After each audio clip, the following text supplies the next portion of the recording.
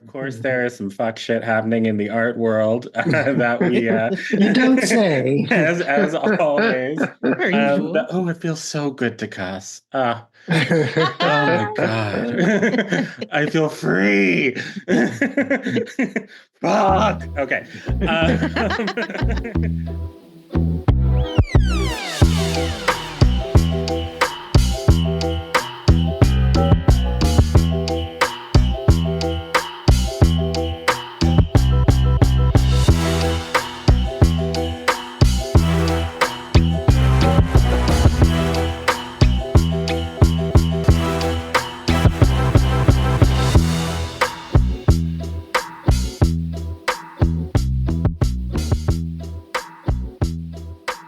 Oh my goodness. Hello.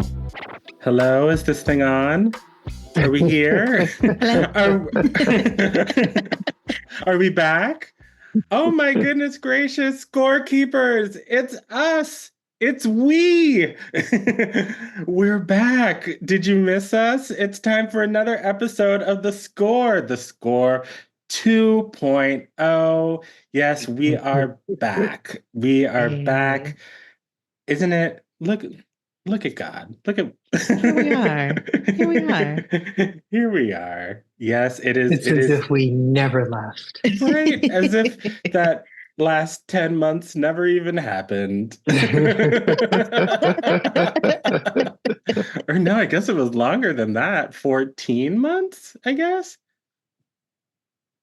Maybe. Maybe? I don't know. I don't know math.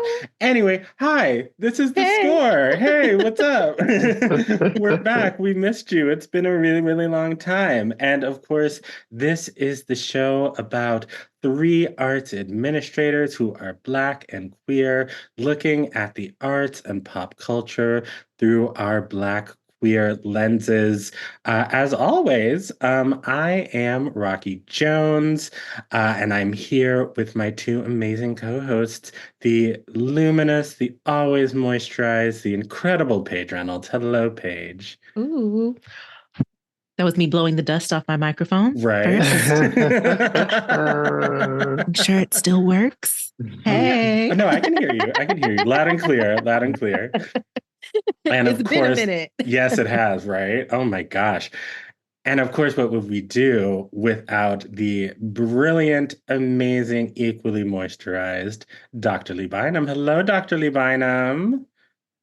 Hello, America. Oh my goodness gracious. I've been waiting forever to say that again. Black by popular demand. Ooh. It is I. Ooh.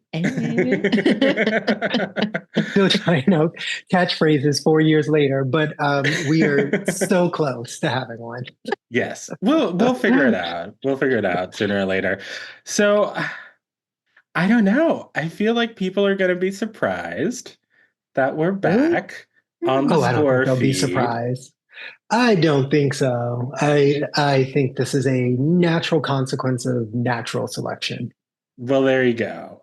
I actually like that because it's true. Yeah. Survival of the fittest. honey. Survival of the fittest.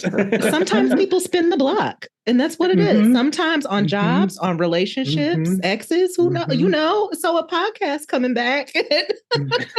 Guilty as charged. Well, I wonder if the scorekeepers out there you're probably a little bit curious about what happened and why we're spinning the block and we're back. Yeah, we went off to Lincoln Center and we did a show called Art Class for about 6 months earlier this year. Please go feel free to check it out. Feel free to check out the archives.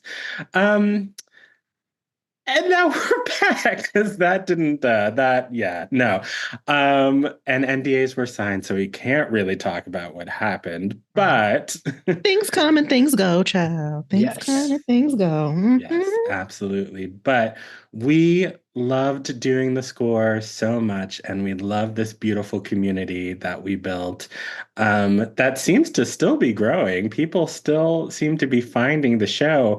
Like I went in and looked at our analytics, and I'm like, oh, look at all these people that are still listening to this year-and-a-half old episode of the score. And we couldn't resist the idea of coming back, and being together, the three of us, and being with all of you, our beautiful beloved community of listeners and art lovers and Black people lovers and queer people lovers and trans and non-binary people lovers, and and so we wanted to come back and get back up to our old mess. Mm. And Well, actually, I think this might be a new mess. yes. A new mess entirely.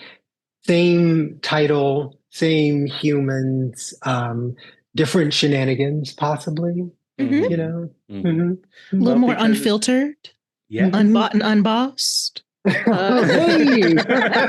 Well, because these particular shenanigans are not brought to you by any particular organization. We are now an independent production. So, we are feeling a little bit freer. We can be a little bit more unfiltered. We can, say what's actually on our mind. Not that we weren't saying what's actually on our mind before, but this one will just be a little bit more. We can be as spicy as we want. Perhaps we were. We have been loosed from the shackles of Yes. corporate media. Yes. Yeah. Precisely. So, Catchphrase. before we were perhaps like a little bit of we're a jalapeno, now we get to be habanero.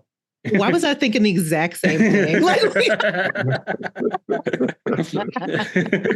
I'm putting in my vote for Scotch bonnet. I don't know that we should okay. stop there. Oh, Fair okay. enough. Right. Fair enough. Yeah, You're there we right. go. You're right. There You're we right.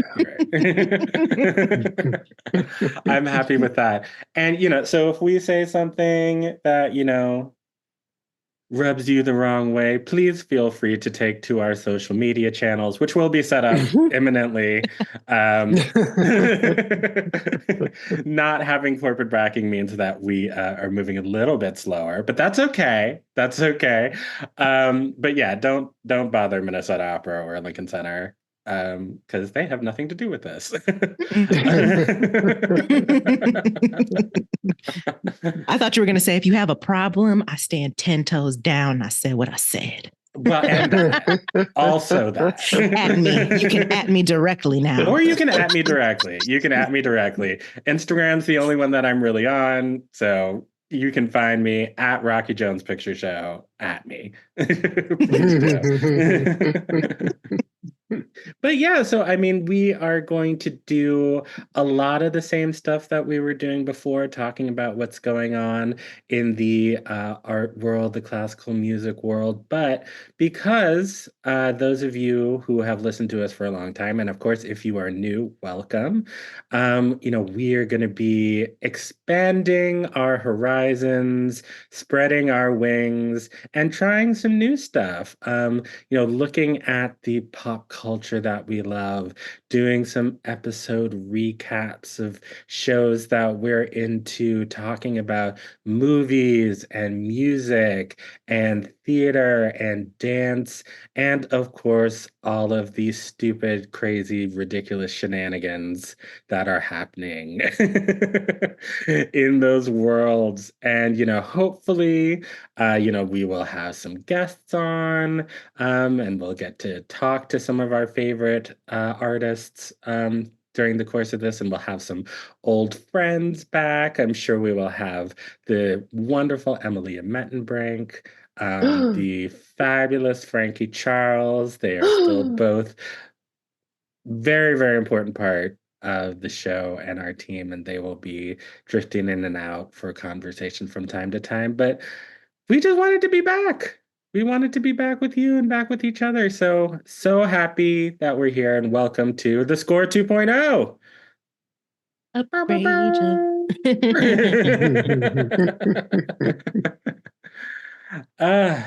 Well, so there's so much going on in the world. There's so much going on in the Too world. much, child. Too much. Too much.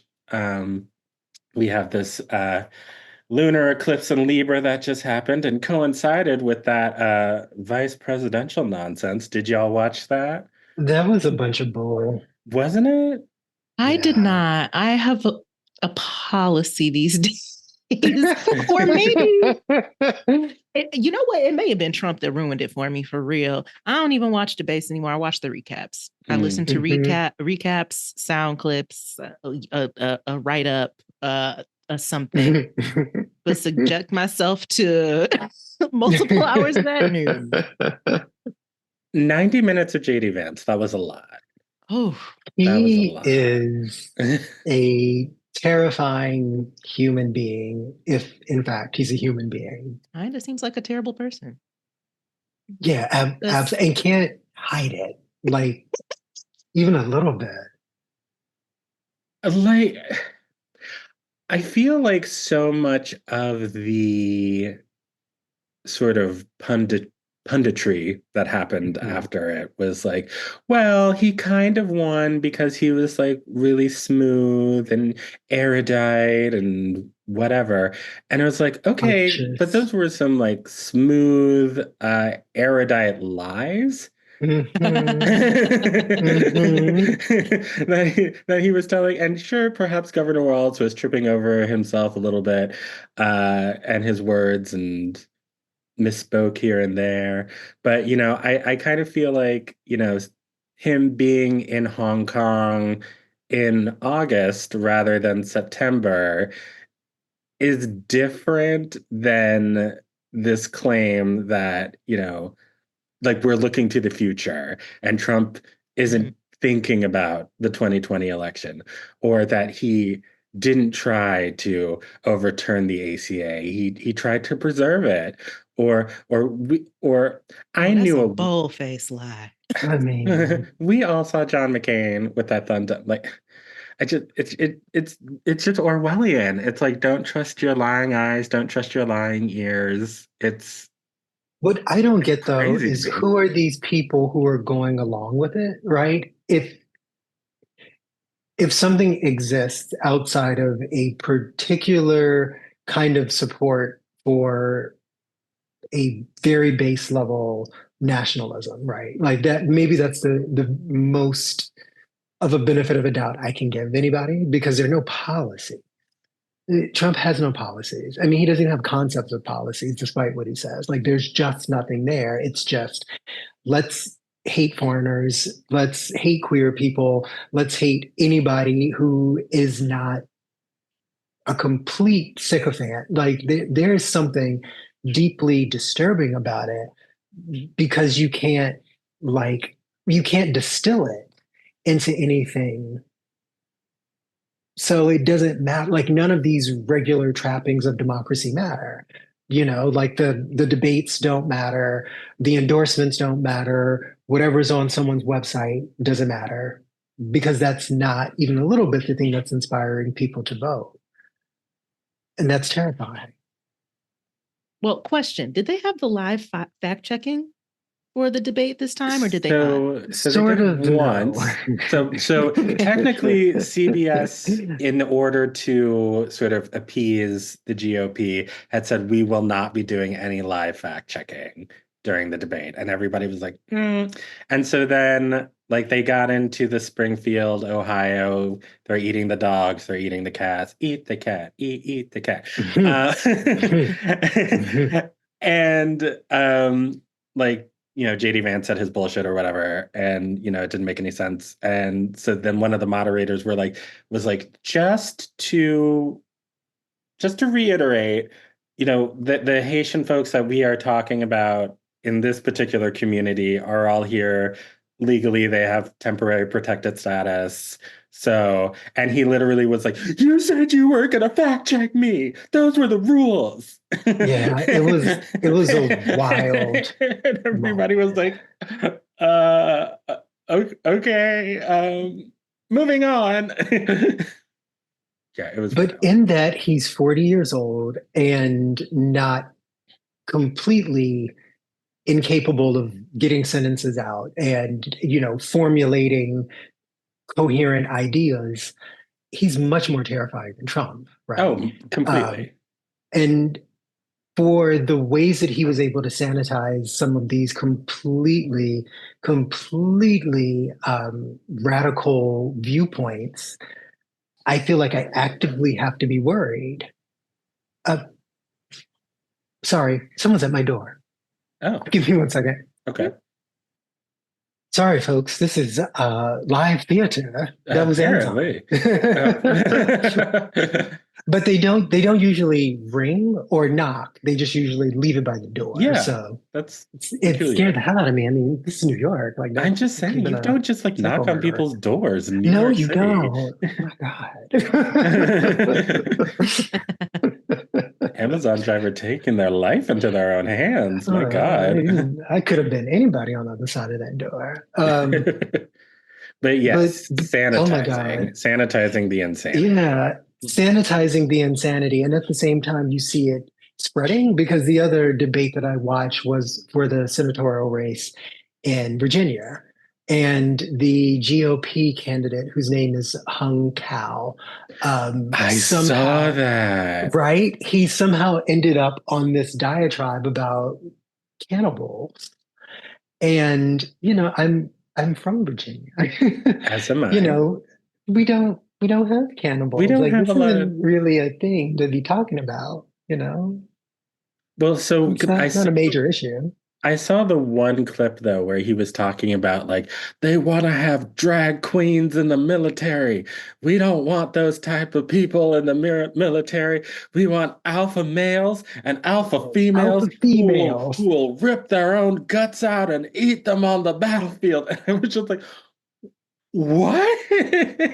What? I'm sorry, sir. What? Is that the type of cannibals he was talking about? Or, yeah. So, yes. But in terms of just, I mean, this is a discussion I was having with my mom a while back, because this is what scares me too, is that, whether or not Trump wins this election, like, somebody is going to come along 4 years, 8 years with all of the same ideas, if not worse, but like with a much more even temperament, who's able to just like sell all of the hatred, able to sell all of the misogyny, all of the homophobia, the transphobia in a way that, people will go into that ballot box and be like, well, I'm not a terrible person. I'm just being rational when I'm voting for this candidate that's saying that we should, gas all the gays and mass deport anybody who cannot, prove their ancestry back to Europe for, 7 generations or whatever it is. Like it's really it's actually terrifying. Because you don't think we're there? No, because what you describe sounds like how people are voting. I think we're already there. That's part of what's bothering me about this election. People are so easily influenced by things that are actually terrible, but presented in a smooth package, or presented in a way where like you should be afraid of this thing. And folks go with it. I think that big-eyed Janet Jackson out here talking crazy. They really do. But I think the difference though between now and what I'm worried about in like 4 years, 8 years, even 2 years from now is that there are at least those of us who are still out here who have a platform to, provide, a soupçon of shame. And like that little bit of shame could be like a little bit of seed, like a little bitty seed, in some folk, maybe enough folks to get Kamala in the White House.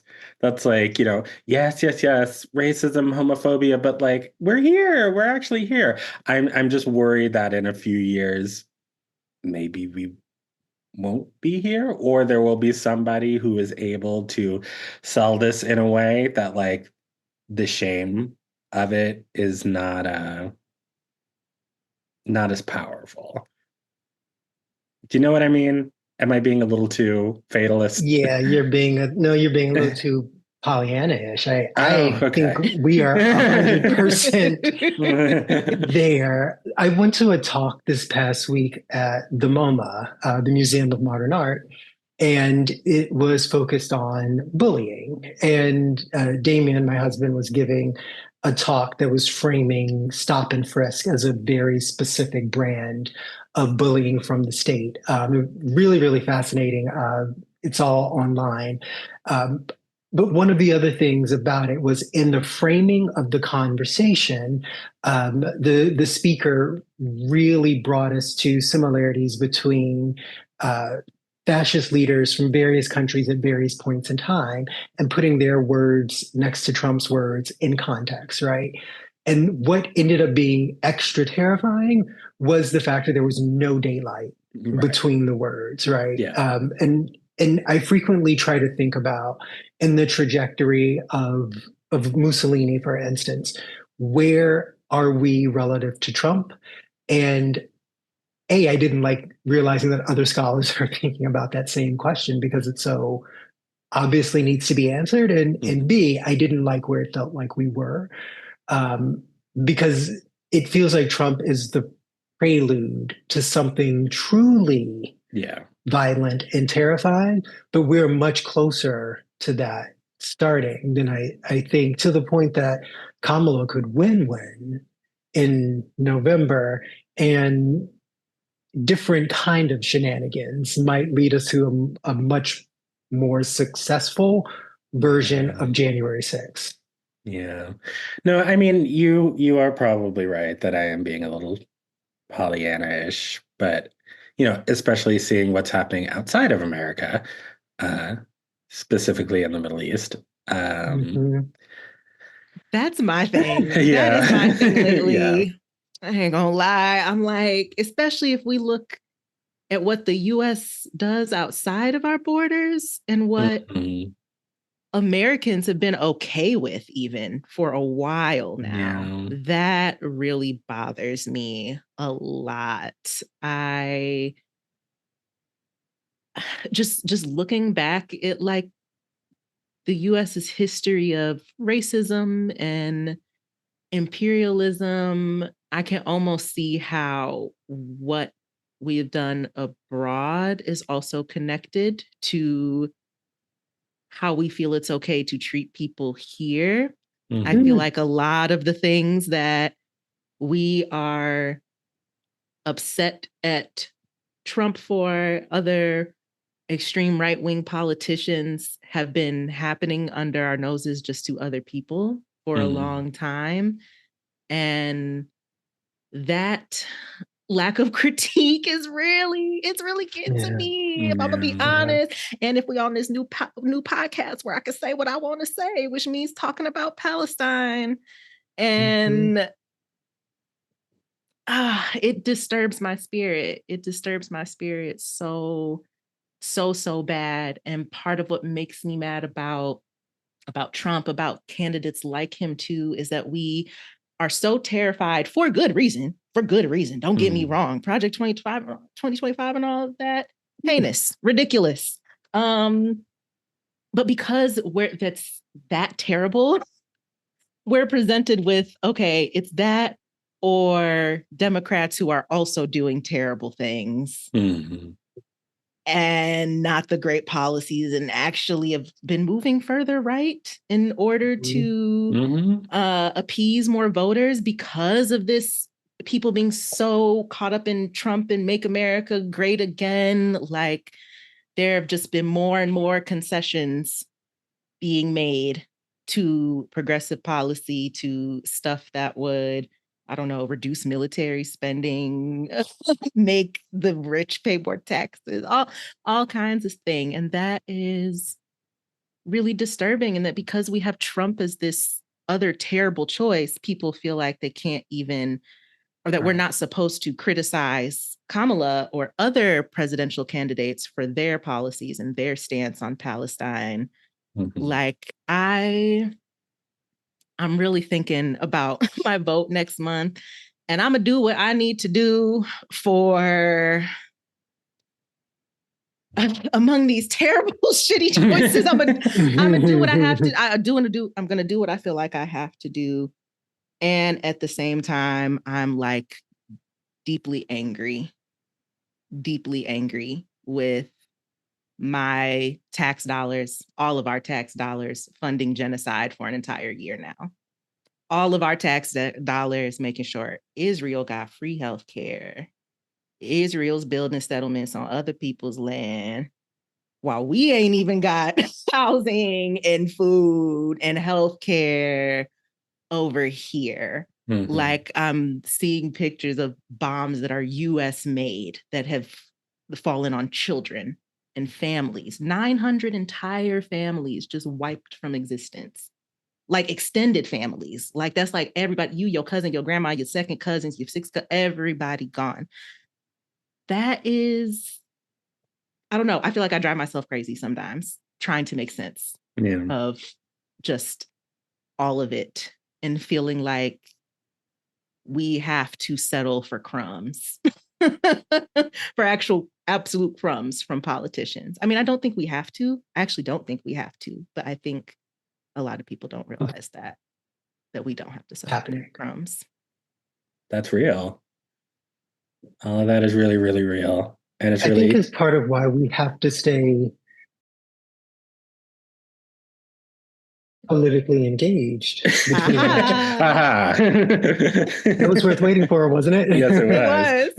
But I think for the vast majority of us, like, we sort of tune in around presidential elections. And I feel like what I'm hoping to see now is a different kind of political engagement that's really going to start pushing back around two very specific issues. One, the two-party system and the limitations of it and what it means for the kind of society we have, where there are, pluralities and pockets of ideologies that cannot be covered by a two-party system. And I feel like this is why so many of us feel so squeezed in terms of our votes, because it's like these people are ideologically spread way too thin to make sense in a country of this size with this kind of differentiated experience.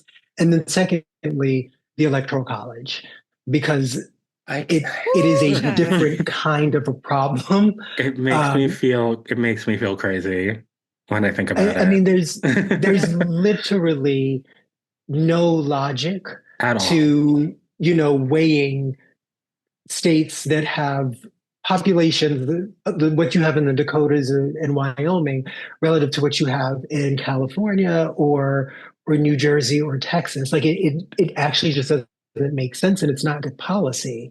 And you see where it's leaving us, and this really is very terrifying, on top of everything else, because once again, like, the logic model that they have to use to be able to, like, the rare bit of legislation that can be passed, all things considered. I don't know that it's sustainable. Like, I really don't. It's not. It's not. It's not. I remember when I learned that there were other ways to vote. There are places that do elections other ways that make so much more sense. There are countries that have more than two parties? What? When I learned of ranked choice voting and stuff, I was like, oh, so we could be doing this a different way, and we're just actively not. Yeah. Okay. No. Gotcha. No, we're not. I think I will concede to the two of you. See, I can do it. To the two of you, and I was being a little Pollyanna-ish before. You both are right. You're right. Yay. You're trying your best to be radically optimistic. I am. I'm a Sagittarius. I'm trying to be optimistic. I don't want us to slide into oblivion. I don't want to actually believe that that's happening. But no, we should actually face the facts, I suppose. Oh, Jesus. Or we can get out of here. Or that. I've thought about it. I have heard the moon is lovely. Oh my goodness. Here I am thinking, you mean abroad? I was like, Portugal's beautiful this time of year. I mean, aren't there people in those countries too? Abroad. I mean, as I recall, there's an American flag on the moon, so I don't know if it would just be more of the same. Yeah. Yeah, I don't know. I think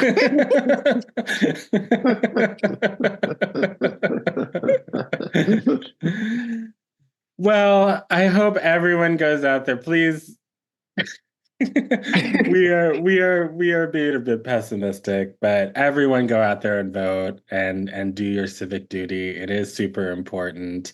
And the only way that we can change this system is if we actually do our part and go out there and elect leaders who I don't like the way you both are looking at me.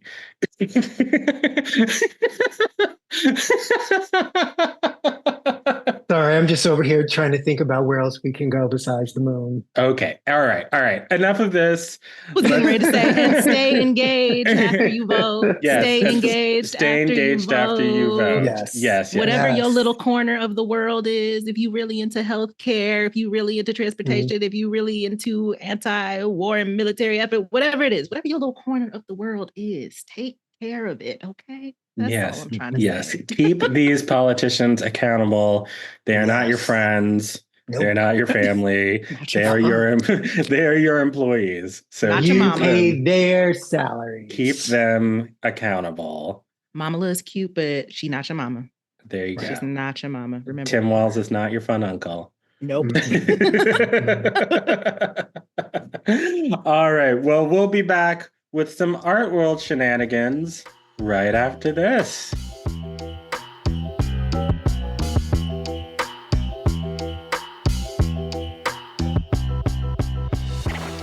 All right, kids, welcome back.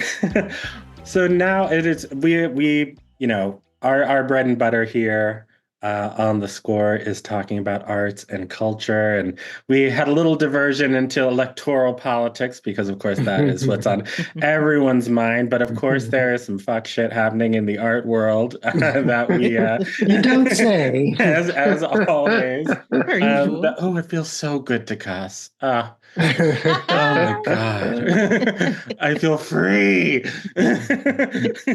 Fuck. Okay. So there's some fuck shit happening in Dallas this time around. So Paige, you want to clue us all in on what's going on? Yes. So here's the tea. Earlier this year, dancers at Dallas Black's Dance Theater unanimously voted to unionize. Yay. Hooray. Unfortunately, in However. response, right. However, no good union gonna go untested. We know that. The company, Dallas Black Dance Theater, resisted the decision, and in August, fired all of its dancers and released a very vague statement about it. Like all the dancers? Yes. Every single one? Yes. All the black The company. dancers? They fired them, and then they announced plans to hold auditions to replace the artists they just let go. So the Dallas Black Dance Theater has no black dancers? Has no dancers. None. None of any color. None of. No. That seems like a problem. That's a choice. Okay. How appealing is an audition notice from a company that just fired everybody? I'm just saying. Make it make sense. Hello? I'm just saying.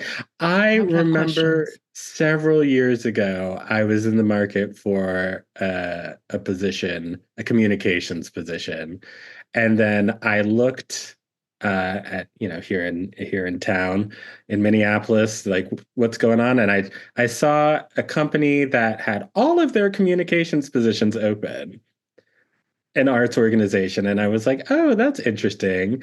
And then I was chatting with a friend, and he was like, yeah, they just fired their whole communications team, and I was like, I will not be applying for those jobs, any of them, because that sounds crazy. But anyway, keep going. I want to hear more. Set me up. No, absolutely not. Setup. Okay, so they formed the union, then the company fired everyone, and they're holding auditions. Okay. Yeah.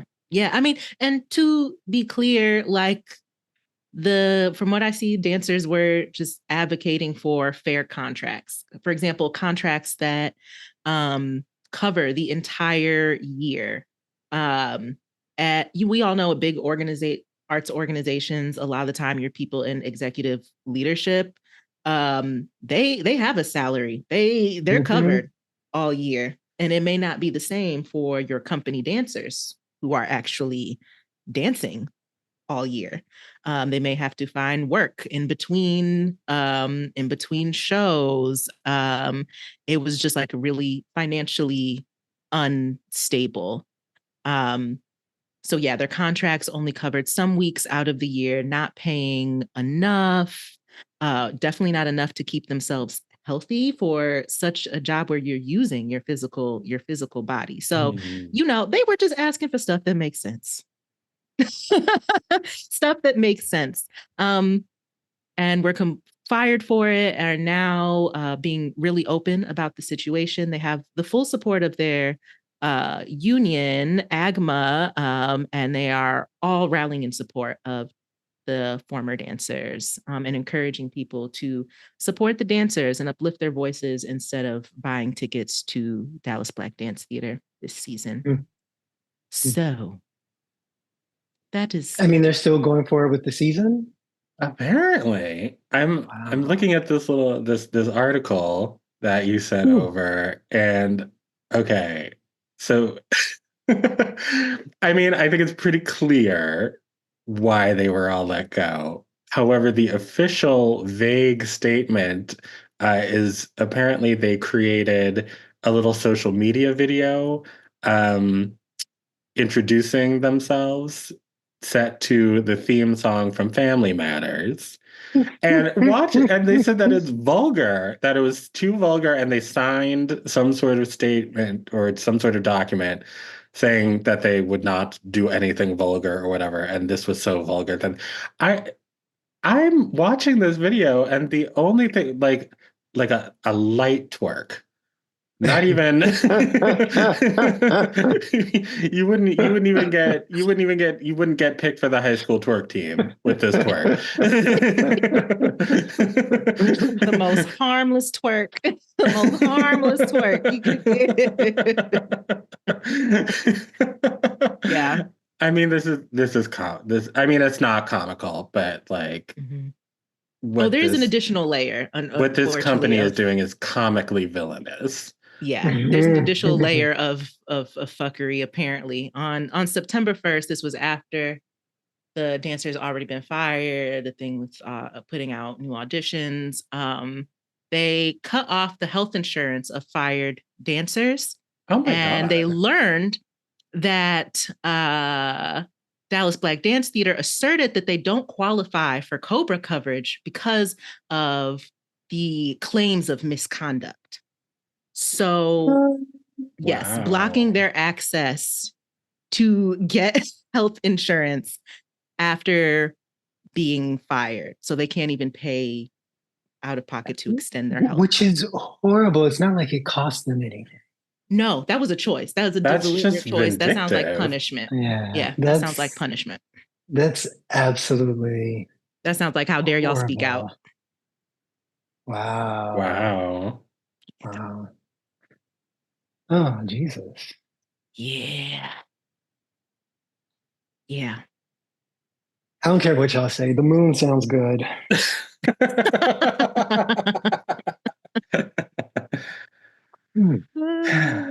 My God. I don't understand, especially like you think that people within arts organizations who are running arts organizations are passionate about not only the arts but artists and like would want to see them taken care of. Many folks are artists themselves or have been, understand that like especially for something like dance, your body is like the medium. How are you not giving people the means to take care of themselves? How are you not taking care of your people and yet expecting excellence? I really don't understand it. And it's especially frustrating to watch Black people do it to each other. Yeah. I don't know. I feel like it comes down to this sort of fundamental, I think, especially when it comes to Black artists, just sort of, it's fun to go and see them sing and see them dance and do these virtuosic things. But it's just that same old thing where it's just, we don't respect artists as people.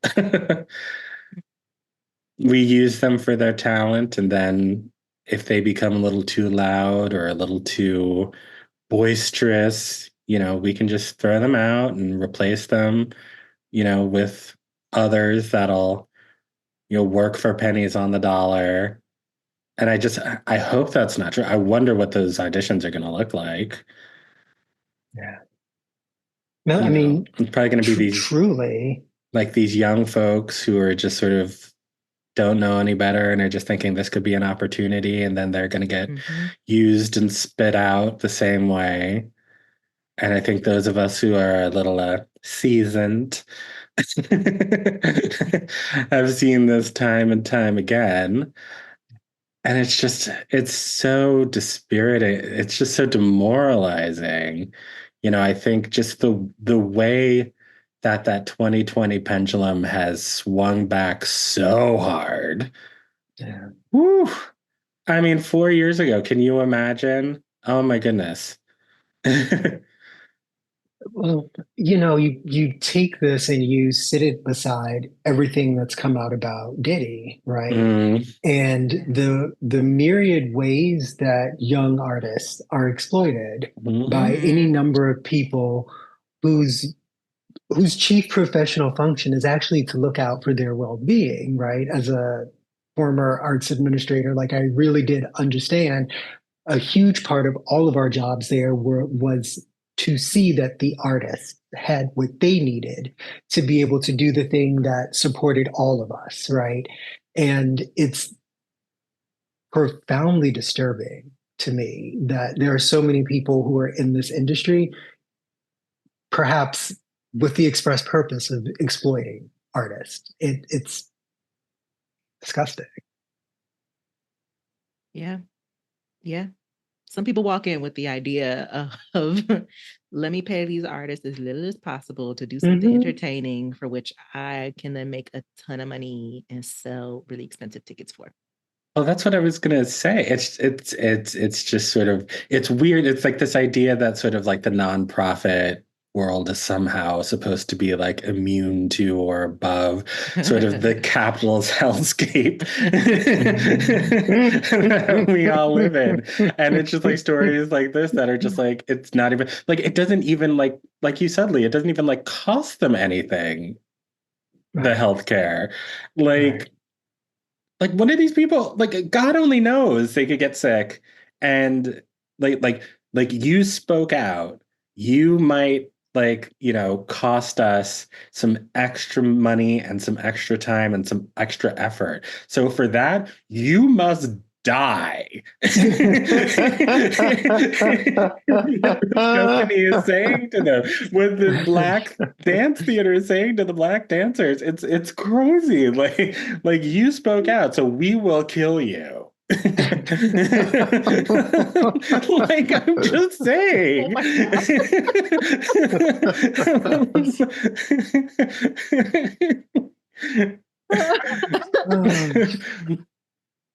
How's that for Pollyanna?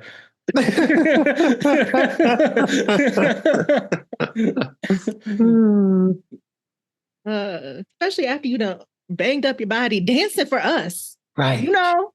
You just have to die. I'm so sorry. Then me, sorry.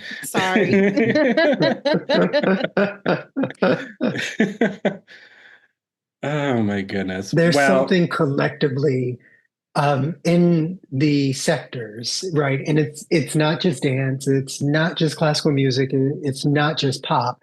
It's kind of across the board, right? That is really promoting the exploitation and something we talked about a bit on art class, how extractive it was in other ways too. And I think this is the kind of thing that needs to be brought up continuously.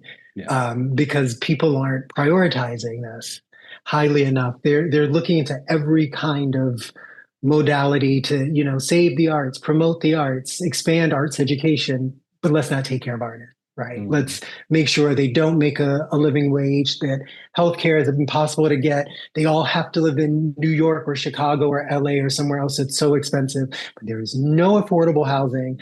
Like the system actually needs to be addressed at its root. And I really do hope that more people will start raising these issues because this isn't tenable. Mm-hmm. Mm-hmm. I think this is even one of the, issues or ways of political engagement that we talk about outside of outside of voting. Like this is super political, and like we all need fair, safe working conditions. Like whether it is for your own job or for the things that you enjoy. Like if I was in the Dallas area, and like I would probably be going to Dallas Black Dance Theater shows because that's the kind of thing that I like. And it would make me feel terrible to know that this is happening. So, if this feels close to your heart, or if you're in that area, like see what you can do to support. There, Yeah, I was I gonna didn't ask mention what is if there's anything that people can do to support. Yeah, so you can follow Dancers of DBDT on Instagram. Dancers of DBDT. They are posting frequently about ways to stand in solidarity with the dancers, about actions to take with Dallas Black Dance Theater in terms of demanding accountability, stuff that is both online and in person. So yeah, check that out. Absolutely. And check out that little offensive video they made because it's cute. And former dancers of DBDT, we'd love to have you on the show and hear from your perspectives directly. What it is that happened and what it is that people can do to support you. Absolutely. Yeah. Well, we are on one today. But would an episode of The Score be complete without pure Black joy? I don't think so. So we will be right back with pure Black joy.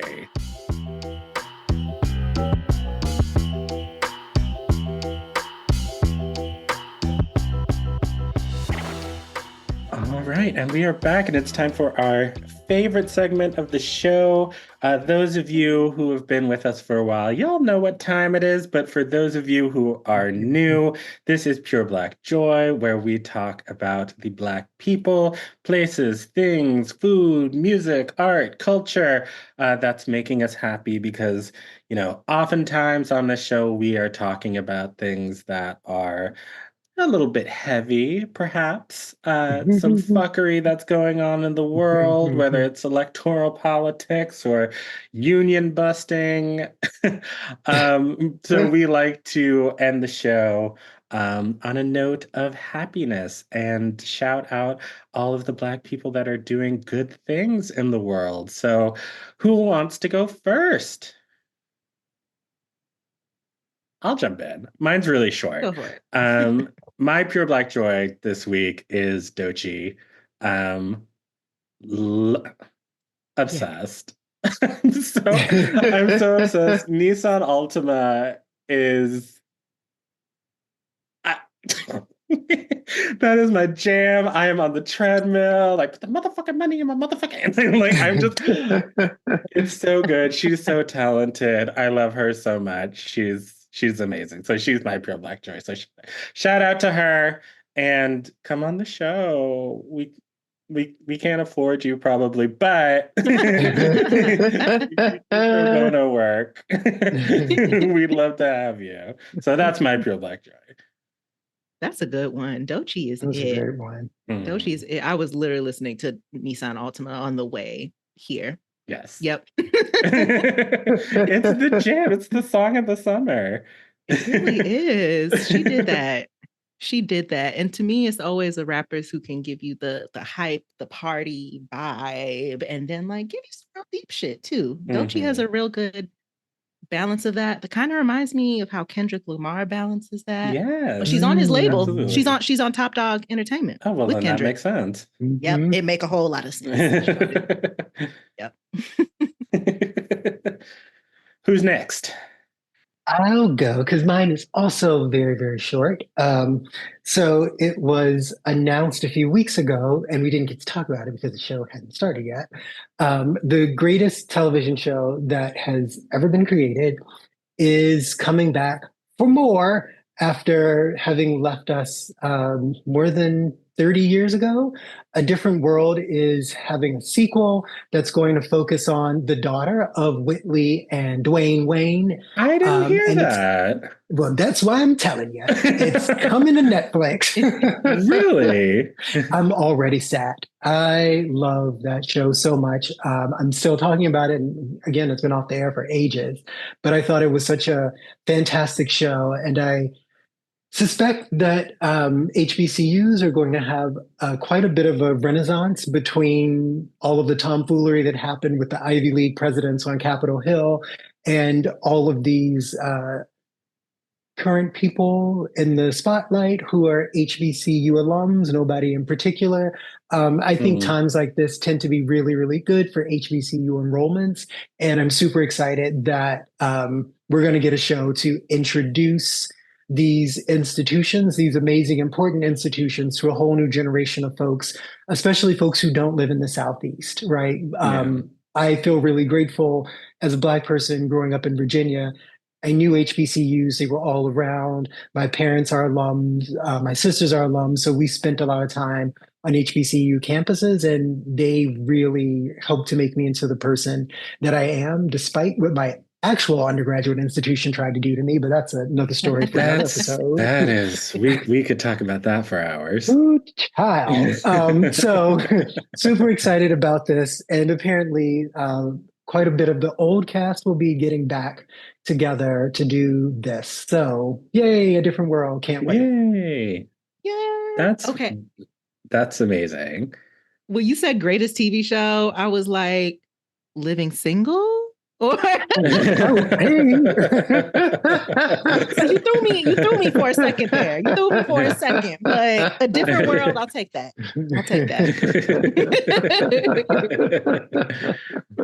No, and I do agree with you about HBCUs sort of taking this time to just sort of be in the spotlight because, you know, Paige, you are an HBCU alum yourself. HU, you know. Both of my parents graduated from Howard, so I, like you, Lee, grew up, with all their friends from college and going on to, spending time at Howard University on the campus, and it's just it's unlike anything else in this world, and such a special and particular Black American experience, and my father passed away this past August, and so we had his service in DC, and so many of his fellow alums came out, and it was just and his fraternity brothers, and it was just so beautiful just to see after all these years, all the love, and siblinghood that they all shared. And it was just like you said, Lee, our undergraduate experience was very different because we chose not to go down that path. And it was just making me think like, man, if I had made a different decision, but if I'd made a different decision, I probably wouldn't be here with the two of you and all of our scorekeepers. So it's all good. But yeah, no, Different World. Can't wait. That's going to be awesome. Yeah. Paige, what you got? My pure Black joy is kind of bittersweet. It's it's a bittersweet one for sure. But while we were gone, a legend joined the ancestors. Several legends, yeah. several. But I'm speaking of one in particular named Frankie Beverly. Frankie Beverly. And even though his passing comes with some mourning for sure, I also have like a lot of joy for the fullness of his life and just how many people are impacted by that music. And it is part of not just Black culture, but like our most important life events at weddings, at birthdays, at family reunions, at renewal of vows, at like everything. You're going to hear Frankie Beverly. So the way he has just become a part of our almost like our ceremony, our collective ritual, right? Playing Frankie Beverly. And I also got a lot of joy from watching how New Orleans sent him off specifically. I did not get to go, but like hearing people talk about the big second line for Frankie Beverly, where everyone was wearing all white, you know, New Orleans is unashamed of sending somebody off as an ancestor, acknowledging that they died, dancing with the casket and everything with a big old picture of Frankie Beverly in it. Down the street. I'm just like, y'all do not let our ancestors go unacknowledged. And I love that. And so I really did love seeing all the commemorations, how many people talking about going to Frankie Beverly shows. Frankie Beverly has toured my entire life, at least. I don't remember a moment in my life when I wasn't like in a car listening to the radio, hearing something about Frankie Beverly coming to town. Yeah. In a couple of months or a couple of weeks. I literally and I'm over 40. I'm not. He hit like every major Black city in America like once a year, I swear. So just a lot of joy for his life and all that he contributed. And obviously he will continue to live on in our memories and in our speakers and at our graduations and our weddings and our funerals. No, it was, and like that, it was my dad passed away, and then James Earl Jones passed away, and then Frankie Beverly passed away, and I was just like, what's going on? Why are all of my dads dying at the same time? What is going on? Yeah, it was John Amos. And John Amos. I mean, my goodness. I know. Yeah. So shout out to all. And Dame Maggie Smith, not Black, but yes. We did name our cat in her honor. So I feel like I should absolutely acknowledge that too. Well, I think we have come to the end of our show. But on that happy note. Well, but before we let go, well played. Thank you. Shout out to Sabrina Carpenter for getting Eric Adams indicted. And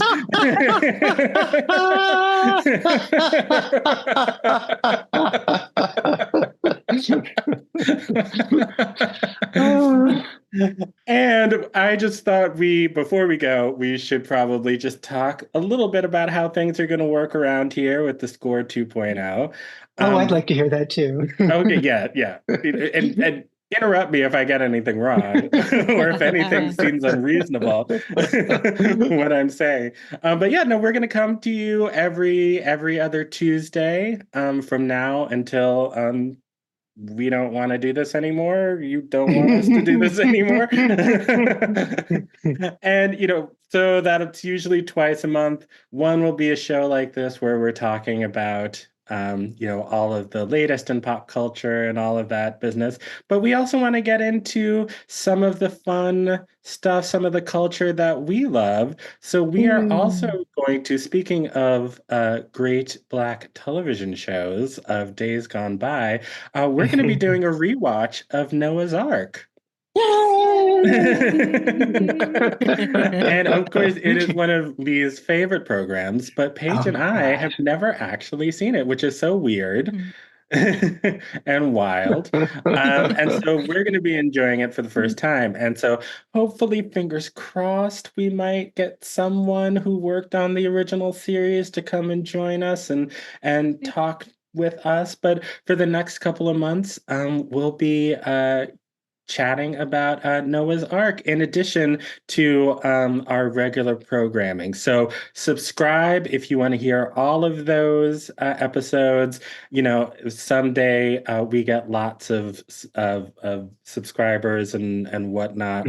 We might move that content over to a Patreon of some sort, but that depends on all of you going get these numbers up, supporting us, because as we said at the top of the show, we do not have institutional support anymore, so we are sort of depending on all of you to, you know, support the show. And you can do that by subscribing wherever you're listening, leaving us a review on Apple Podcasts or Spotify, and just telling everybody that you can, that we're back and we're making content, and we are fun, Black, queer, exciting, cool, in the know, moisturized and we need your help. So help three Black queer people out. Yes, with our little show. Support independent media. Support independent like media. Yeah. Yes, there you go. And when I say review, I mean 5 stars, please. I'm not here. I'm not here for your constructive criticism. No. I mean, maybe if it's like, you know, actually like constructive, but if it's just like you just want to like shit on us on the internet, I don't need that. So 5 stars. And even if you're going to give us some constructive criticism, give us that along with 5 stars. So we'll listen to it if it comes with 5 stars. There you go. That's the one. That's the one. And we are working on building our website, our social media channels. So those will be coming in the next couple of weeks, and we will announce all of that. But in the meantime, if you want to connect with us individually, like I said earlier, I'm at Rocky Jones Picture Show on Instagram. That's really the only one I am active on, but if you want to try and find me on X or Facebook, have at it. Where can folks find the two of you?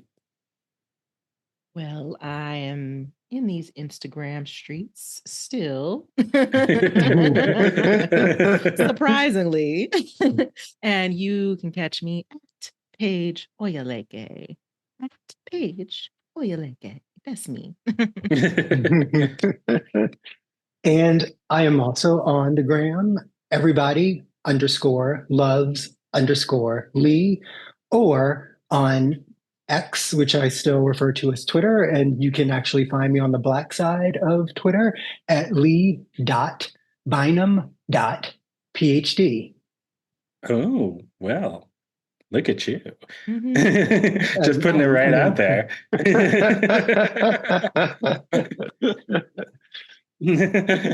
All right, all you beautiful scorekeepers, thank you so much for joining us. It is so good to be back. We will be back in 2 weeks with our first Noah's Ark episode. And until then, any words of wisdom? Stay politically engaged. Yes. Register to vote.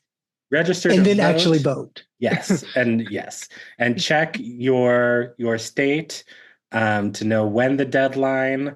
Some of them have already passed. I think there are some states where this is being released on the 8th.